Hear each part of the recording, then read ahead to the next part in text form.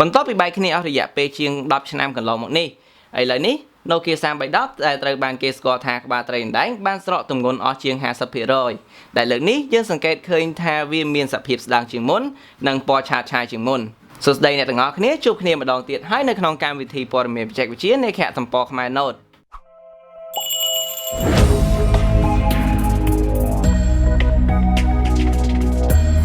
ឈ្មោះថា Nokia គឺជាក្រុមហ៊ុនមួយដែលធ្លាប់មានឈ្មោះល្បីល្បាញកាលពី10ឆ្នាំមុន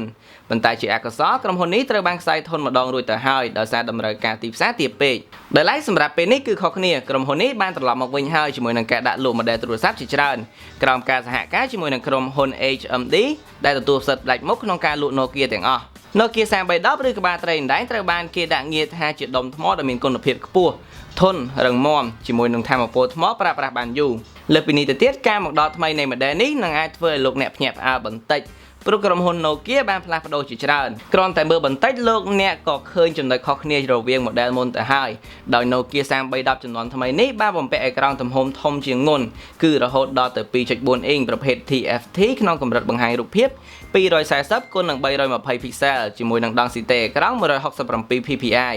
លើសពីនេះទៅទៀតអេក្រង់របស់ 3310 ជំនាន់ថ្មីនេះបានបង្ហាញពណ៌យ៉ាងស្រស់ស្អាតខុសគ្នាពី model មុនគឺមានពណ៌ត្រឹមតែសនិងខ្មៅតែប៉ុណ្ណោះចំពោះក្របចុចវិញក៏ត្រូវបានធ្វើការផ្លាស់ប្ដូរដែរវាមានរូបរាងស្អាតជាងមុនអ្វីដែលយើងចាប់អារម្មណ៍ខ្លាំងបំផុតនោះគឺរូបរាងរបស់វាស្រាលនិងស្ដើងជាងមុនរហូតដល់ទៅ 50% ឯណោះផ្នែកខាងក្រោយនៃ Nokia 3310 ត្រូវបានរចនាឡើងដោយមានភាពរលោងស្អាតជាមួយនឹង logo របស់ក្រុមហ៊ុន Nokia មួយហើយមានភ្ជាប់មកជាមួយនឹងកាមេរ៉ា 2 megapixel អមជាមួយនឹង LED flash មួយគ្រាប់រីឯផ្នែកខាងលើនេះបន្តិចយើងសង្កេតឃើញមានរុនបំពងសំឡេងមួយផងដែរបើយើងមើលទៅផ្នែកខាងក្រោមវិញយើងសង្កេតឃើញមានរន្ធដោតកាសមួយដែល model ចាស់គឺមិនមានឡើយចំណែកឯផ្នែកខាងលើវិញគឺមានភ្ជាប់មកជាមួយនៅរន្ធសាកថ្មប្រភេទ micro USB ដែលមានសមត្ថភាពអាចសាកថ្មបានលឿនជាងមុនឥឡូវនេះគឺដល់ពេលកោះសន្ទះផ្នែកខាងក្រោយវិញម្ដងពេលកោះភ្លាមយើងសង្កេតឃើញថ្មមួយគ្រាប់ទំហំ 1200 mAh ដែលមានសមត្ថភាពក្នុងការប្រើប្រាស់អាចនិយាយទូរស័ព្ទរហូតដល់ទៅ22ម៉ោងឯណោះចំពោះការទុកចោលវិញថាមពលថ្មអាចទ្រទ្រង់រយៈពេលបាន1ខែឯណោះនិយាយរួមទៅ Nokia នៅតែ Nokia ពិតជាថាមពលថ្មខ្លាំងមែនមិនតែប៉ុណ្ណោះ Nokia 3310 ឆ្នាំ 2017 នេះគឺមានភ្ជាប់ជាមួយនឹងរុនដាក់ SIM ដល់ទៅ2ហើយអាចបន្ថែម memory card មួយទៀតផងអូខេងាកមកមើលកម្មវិធីរបស់វាវិញ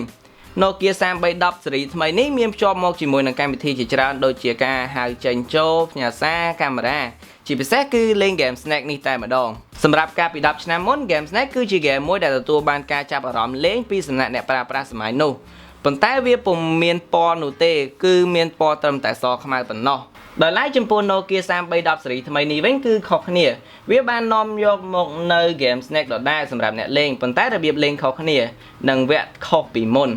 ថែមទាំងមានពណ៌ស្រស់ស្អាតទៀតផងហើយចំពោះ Game Snack នេះវិញគឺមានរបៀបលេងច្រើនដោយយើងអាចប្រើ controller 4 ឬក៏2តាមចំណង់ចំណូលចិត្តរបស់យើងសរុបមកវិញ Nokia 3310 អាចជាទូរស័ព្ទដែលលោកអ្នកប្រើដំបូងគេមុននឹងសម័យ smartphone ចូលមកដល់បើទោះបីជា Nokia 3310 ស៊េរីថ្មីនេះមិនអាចធ្វើអ្វីបានក្រៅពីហៅចេញចូលផ្ញើសារលេង Game Snack ពិតមែនប៉ុន្តែវាបាននាំយកមកនៅអនុស្សាវរីយ៍កាលពី10ឆ្នាំមុនមកវិញមួយវិញទៀត Nokia 3310 ស៊េរីថ្មីនេះគឺមានថាមពលថ្មកាន់បានយូរដែលល្អបំផុតសម្រាប់លោកអ្នកក្នុងការដាក់ SIM ណាដែលតម្រូវទំនាក់ទំនងជាចាំបាច់រៀងរាល់ថ្ងៃអរគុណសម្រាប់ការតាមដានទស្សនាវីដេអូមួយនេះកុំភ្លេចជួយ like និង subscribe Channel YouTube របស់ខ្មែរ Note ជួបគ្នានៅឱកាសក្រោយ